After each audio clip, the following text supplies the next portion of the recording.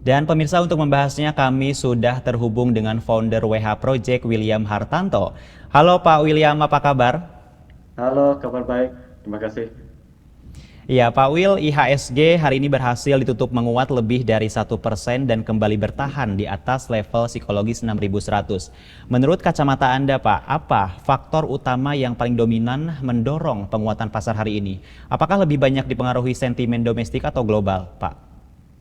Baik, sentimen domestik sebenarnya kalau saya lihat dari pergerakan hari ini. Kenapa saya jawab domestik? Karena memperhatikan sentimen negatif IHSG itu kalau dari awal tahun sampai di bulan Juli ini, boleh dibilang hanya sentimen yang sama dan karena itu pasar kita mencapai kondisi yang boleh bilang sudah jenuh jual karena sentimennya sudah tidak ada yang baru. Misalnya seperti rating sudah selesai dengan S&P tadi, ya tetap stable, triple A, terus pelemahan rupiah memang belum benar-benar berhasil ditangani, tapi kondisi ini boleh dibilang setiap tahun juga ada gitu. Jadi akhirnya tercapai kondisi di mana market mencapai kondisi jenuh dengan sendirinya. Ibaratnya kalau mau panic selling, sentimennya sudah tidak ada yang baru. Nah, oleh karena itu dengan kondisi yang selesai seperti ini, pelaku pasar juga mungkin sudah selesai merespons semua sentimen negatif dari awal tahun. Pilihannya mereka adalah kembali melakukan pembelian. Ditambah dengan faktor teknikal IHSG. Ya, sudah beberapa kali IHSG itu sejak tanggal 13 Juli lebih tepatnya, itu pertama kali tembus naik kembali di atas 6.000 dan beberapa kali ada koreksi ya, terlihat pergerakan yang mix tapi masih berhasil bertahan di atas level 6.000 juga. Ini membuat pelaku pasar melihat bahwa level psikologis 6.000 sudah berhasil dipertahankan, sehingga optimisme pasar meningkat. Nah, itu yang menjadi jawaban kenapa IHSG pada hari ini melanjutkan penguatannya secara signifikan, naik sampai 1,1% nilai transaksi 11 triliun, which is good karena setelah sekian lama IHSG kita transaksinya sepi banget, kadang di bawah 10T, kadang cuma sekitar 7 menuju 5 triliun per hari, yang mana itu kecil yang bukan main, akhirnya sudah kembali normal. Jadi saya melihat saat ini, untuk hari ini maksud saya, itu faktor domestik di mana market sudah mencapai kondisi jenuh dengan sendirinya, dan bursa kita siap untuk melanjutkan penguatannya kembali pada akhir pekan besok. Ya Pak Will, seperti yang Anda katakan tadi, hari ini juga S&P Global mempertahankan sovereign credit rating Indonesia di level triple B, yaitu dengan outlook stable. Lalu seberapa besar Ya. Pak keputusan lembaga pemeringkat ini mampu meningkatkan kepercayaan investor, khususnya investor asing terhadap pasar modal Indonesia?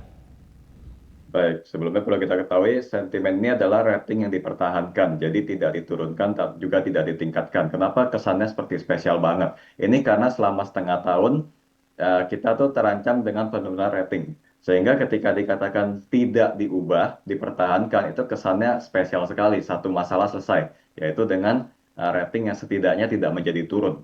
Nah, karena itu memang disambut positif oleh market. Kita jadi bisa melihat kembali mulai ada net buy asing atau setidaknya net sell sudah mulai berkurang dari beberapa hari yang lalu.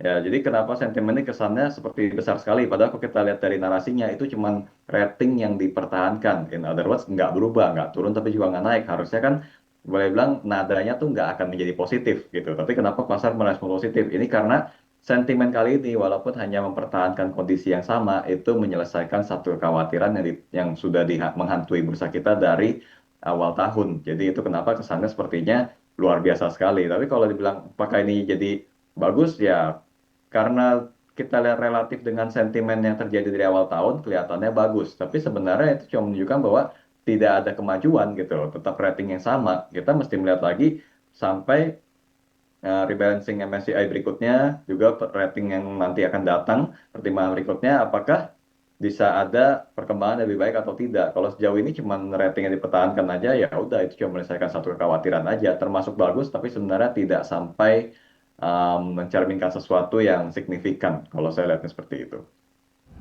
Ya, jika kita melihat pergerakan intraday, IHSG sempat melemah sebelum akhirnya berbalik menguat hingga penutupan.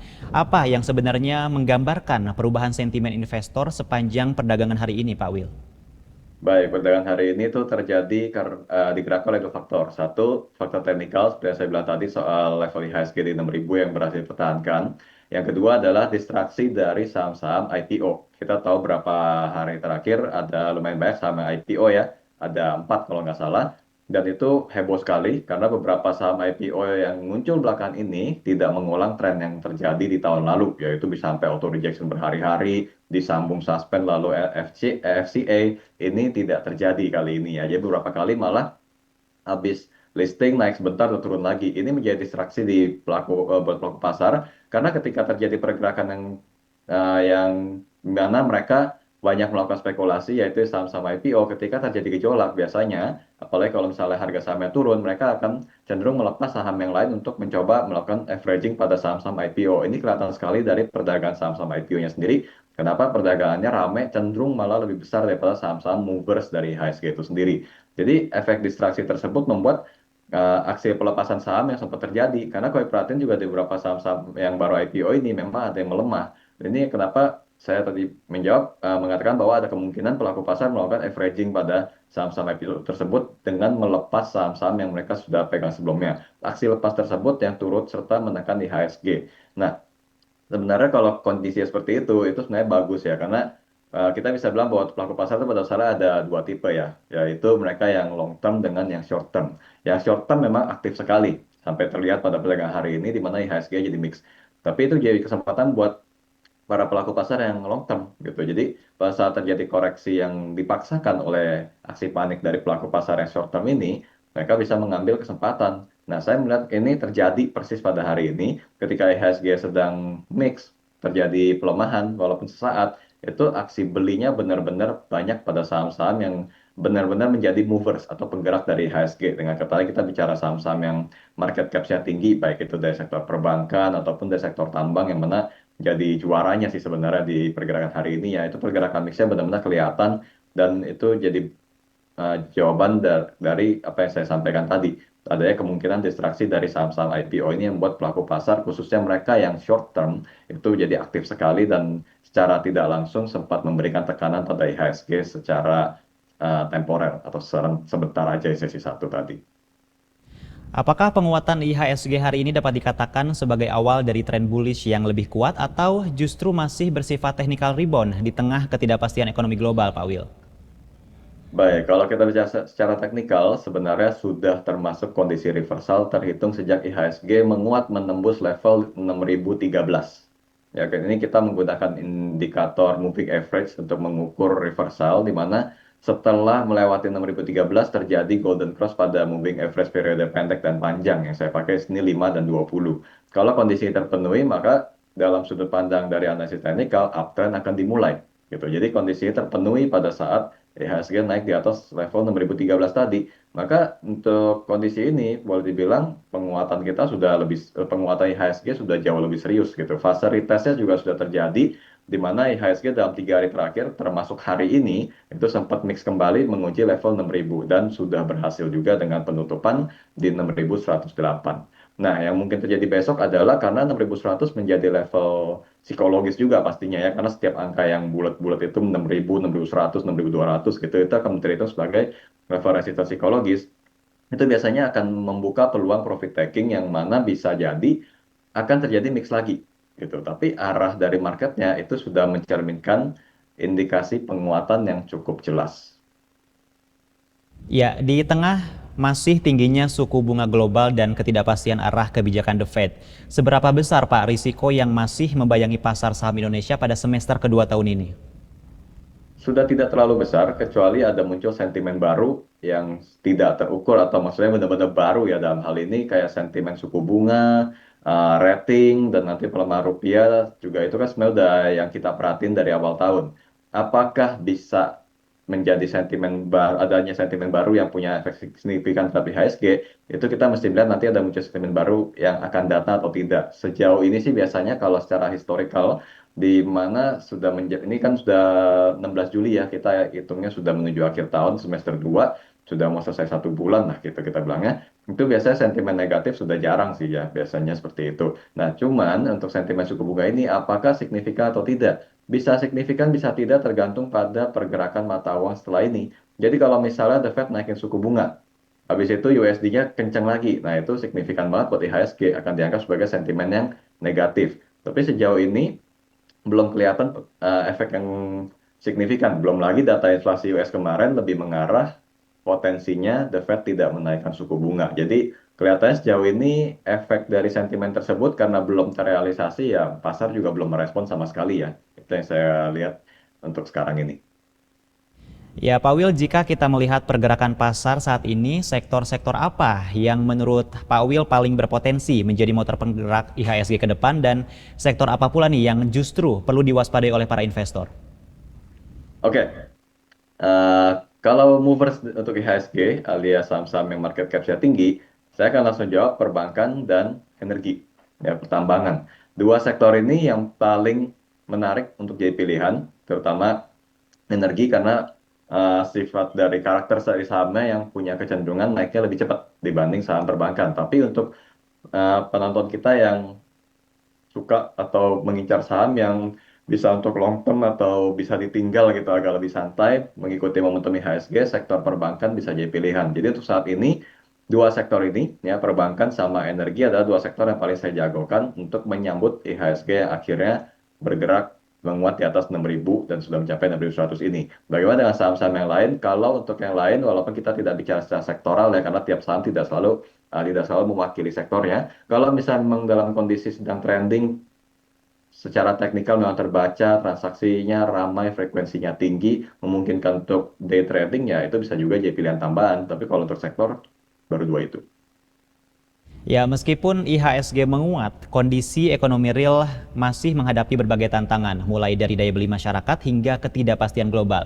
Lalu bagaimana Ya, Pak Will melihat hubungan antara kenaikan IHSG dengan kondisi fundamental ekonomi Indonesia saat ini? baik. Memang kadang-kadang boleh bilang cukup sering ya pasar modal itu nggak sejalan dengan data ekonomi. Biasanya data ekonomi diribukan di awal, tapi sepanjang perjalanan nanti pelaku pasar bisa mengatur sendiri bagaimana mereka harus menyikapi. Bisa aja kita nanti lihat data ekonomi masih jelek gitu ya, relatif masih jelek, tapi harga saham atau IHSG kok bisa tetap naik? Ya itu karena pelaku pasar mungkin melihat saat ini ekonomi realnya jelek, tapi bursa sahamnya bagus ya udah mereka alokasikan dana sehingga nanti uh, dominasi dari investor lokalnya tinggi. Ini pernah terjadi juga pada zaman pandemi COVID sebenarnya secara ekonomi sempat terjadi pelemahan, ya ekonomi real sempat terjadi pelemahan, tapi di bursa saham ya naik terus gitu kan, karena saat itu masyarakat memilih menjadikan saham untuk sumber pendapatannya mereka. Jadi apakah nanti jika ekonomi real ternyata masih belum bagus, bursa saham akan menyusul data tersebut dan ikut menurun? Menurut saya tidak. Ini karena sudah 6 bulan bursa kita menghadapi sentimen negatif dan market sudah mencapai fase jenuh dengan sendirinya. Ya, dengan IHSG yang kembali menembus level 6.100 dan sentimen positif dari S&P Global, bagaimana Ya. Pak prospek pergerakan pasar saham Indonesia dalam jangka pendek dan menengah serta strategi apa sebenarnya yang sebaiknya diterapkan oleh para investor retail khususnya di tengah kondisi pasar saat ini? Oke, dengan kondisi ini dalam jangka pendek IHSG sudah bentuk support pada 6.100 dan estimasi penguatan sampai dengan pekan depan itu bisa menuju 6.340 dengan topangan sektor-sektor bank dan energi yang tadi saya sampaikan, juga beberapa saham market cap yang cukup tinggi lainnya itu bisa mungkin datang dari saham-saham konglomerat yang berarti sektornya variatif. Nah, strategi yang bisa saya sarankan untuk investor khususnya yang jangka pendek sebenarnya simpel, langsung ikuti tren aja. Karena kondisi yang sudah reversal sebenarnya kan sudah nggak mungkin untuk mengincar bottom lagi. Istilahnya kita mau cari bawah, ya sudah nggak bisa. Karena indeks sudah reversal, biasanya saham-saham udah naik. Itu tinggal ngikutin dari trennya aja per masing-masing saham yang mereka incar. Biasanya saran saya pakai tinggal pakai moving average aja, indikator moving average biasanya periode 5 itu paling cepat. Kalau misalnya harga terus ditutup di atas moving average tersebut, itu udah saham yang paling aman, kondisi uptrend yang paling disukai orang-orang, bisa langsung diikuti. Biasanya untuk hasilnya langsung kelihatan cepat juga. Kalau memang mau cari cuannya yang cepat, bisa dengan cara seperti itu. Tapi kalau misalnya untuk yang tipikal long term, bisa memanfaatkan momentum koreksi. Karena kemungkinan pergerakan IHSG yang agak cepat ini ya, termasuknya ya naiknya, itu sangat memungkinkan untuk terjadi pergerakan mix seperti yang terjadi pada hari ini. Sekali-sekali ada merah tipis, nah itu bisa melakukan buy on weakness pada saat itu. Ya, baik, terima kasih banyak Pak Will untuk dialog dan analisisnya di Prime Report hari ini. Sukses dan sehat selalu Sama-sama. Pak. Terima kasih. Right.